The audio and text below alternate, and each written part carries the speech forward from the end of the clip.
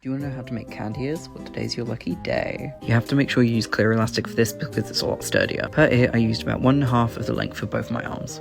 Double up your first piece of string so you have 2 ends, then you're going to place 2 beads on either end and then 1 in the middle of both of them. And then just keep doing that. I did 12 rows of beads because that's what in the tutorial, but you can do any multiple of 2 as long as you start on 2 beads and you end on 1 bead. Once you've done all of them, just shake the string so they all fall down and then adjust them as needed. Make sure you pull both ends of the string to make sure it's tight, and you want it to look about like this.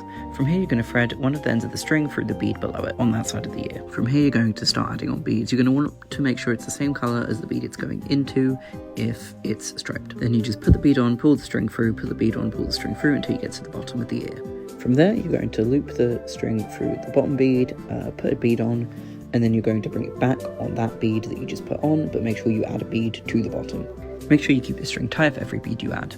Then you're going to basically add more every color, so every 2 rows, you need to make sure that you're threading it like you did at the very top bead. So you aren't adding a bead, you are just pulling the string through the top bead of whatever row you're on. So repeat, and then it should look like this with the string coming out of the bottom bead.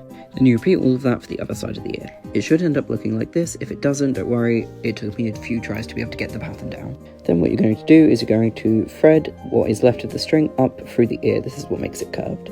You're going to make sure you go through every single bead on the row. I did it individually just because it was easier, but you could do it however works for you. You're going to tie it off when you're at the second to top bead of the ear. You don't want to thread it through the top one, and then you do that through both sides, tie it off.